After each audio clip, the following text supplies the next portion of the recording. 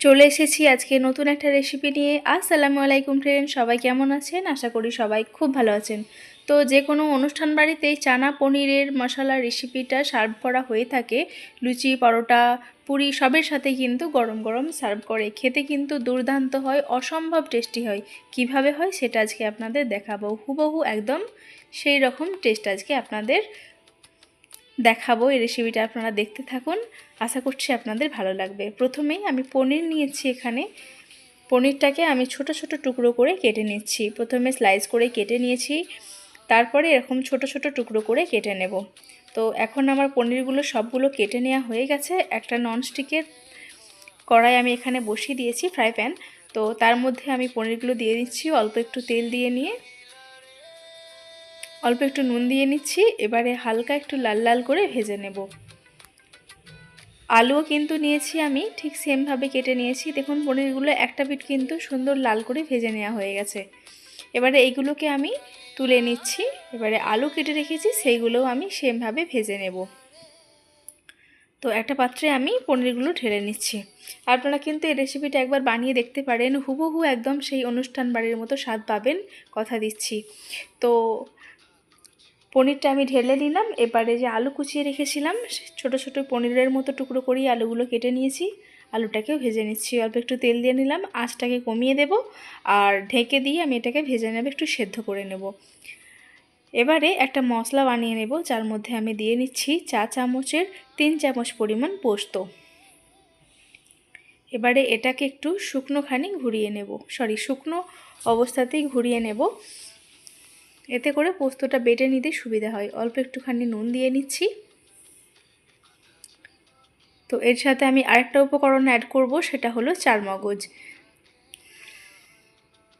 আবার একটুখানি ঘুরিয়ে নিলাম। এবারে দিয়ে নিচ্ছি চারমগজ। দিয়ে দিচ্ছি চারমগজ 3 থেকে 4 চামচ পরিমাণ দিয়ে নিতে পারেন। আমি 4 চামচ মতোই দিয়ে নিলাম। এবারে অল্প একটু পানি দিয়ে একদম মিহি করে এটাকে বেটে নেব।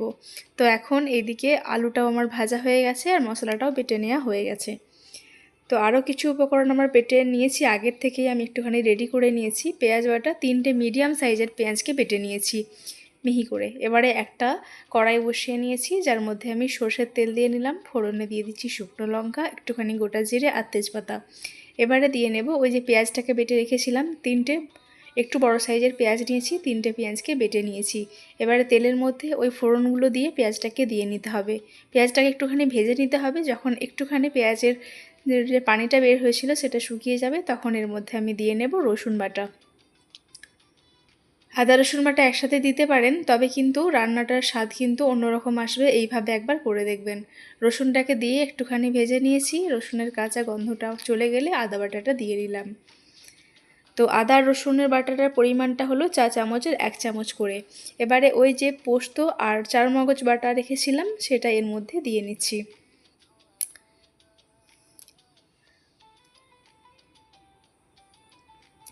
আর আমি টক দই দেবো এখানে। 100 গ্রাম টক দইয়ের অর্ধেকটা দিয়ে নিচ্ছি। আগে থেকে ভালো করে ফেটিয়ে নিয়েছি।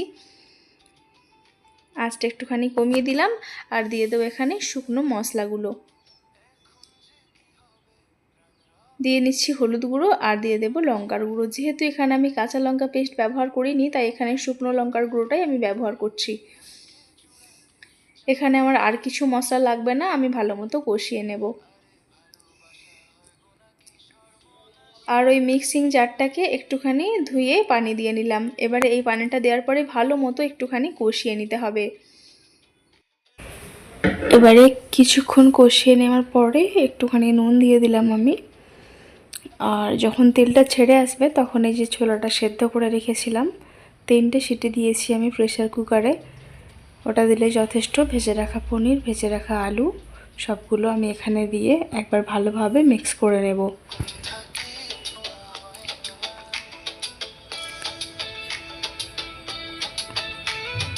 তো ভালো মতো মিক্স করে নিচ্ছি মশলার সাথে।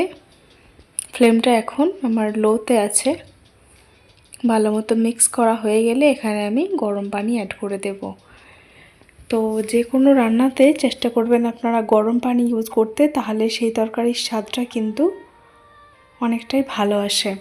তো দেখুন তেলটা ছেড়ে দিয়েছে। এখন আমি দিয়ে নিচ্ছি কসুরি মেথি আর 1 চামচ পরিমাণ গাওয়া ঘি। এবারে এটাকে ভালো মতো মিশিয়ে নেব। তারপর আমি ফুটিয়ে রাখা গরম পানিটা দিয়ে নেব গ্রেভির জন্য।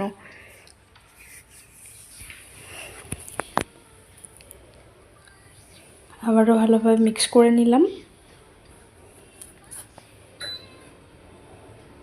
এবারে গরম পানিটা দিয়ে নিচ্ছি গ্রেভির জন্য। খুব বেশি পানি দেব না, তার কারণ সবগুলো যেহেতু এখানে সেদ্ধ আছে, তাই শুধুমাত্র গ্রেভিটা একটুখানি মিনিট 2-3 মতো ফুটে উঠলেই আমি ফ্লেমটা অফ করে দেব। তো ভালো মতো মিশিয়ে নিয়ে দেখুন এখন ফুটে উঠেছে, আর ফ্লেমটা অফ করে আমি একটুখানি রেস্টে রেখে দেব।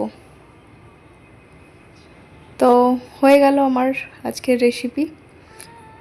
দেখুন কতটা সুন্দর দেখতে লাগছে, আপনারা অবশ্যই একবার ট্রাই করে দেখবেন। এতটা সুন্দর আর এতটা টেস্টি হয়, একদম হুবহু অনুষ্ঠান বাড়িতে যেরকম স্বাদ হয় ঠিক সেরকম স্বাদ। চানা পনির মশলা রেসিপি। আপনারা চাইলে পনিরটা স্কিপ করতেও পারেন, তো পনিরটা দিয়েছিলাম, ভালো লাগছিল। তো শুধুমাত্র এই ছোলা দিয়ে আর আলু দিয়ে আপনারা এই তরকারিটা করে নিতে পারেন। সকালবেলায় দারুণ একটা খাবার হতে পারে। দারুণ ছিল খাবারটা। তো আপনারা অতি অবশ্যই একবার বানিয়ে দেখবেন, সত্যিই কিন্তু ভালো লাগবে। তো এই ছিল আমার আজকের রেসিপি। কেমন লাগলো আপনাদের কাছে? যদি ভালো লেগে থাকে অবশ্যই একটা লাইক কমেন্ট শেয়ার করে দেবেন। চেষ্টা করবেন আপনাদের গ্রুপের সবার সাথে একটুখানি শেয়ার করে নেওয়ার। আর চ্যানেলটা যদি সাবস্ক্রাইব না করে থাকেন অবশ্যই চ্যানেলটাকে সাবস্ক্রাইব করে নিয়ে একটুখানি পাশে থাকবেন। দেখা হবে আপনাদের সাথে পরবর্তী নতুন একটা ভিডিও নিয়ে। আপনারা ভালো থাকবেন, সুস্থ থাকবেন, সাবধানে থাকবেন।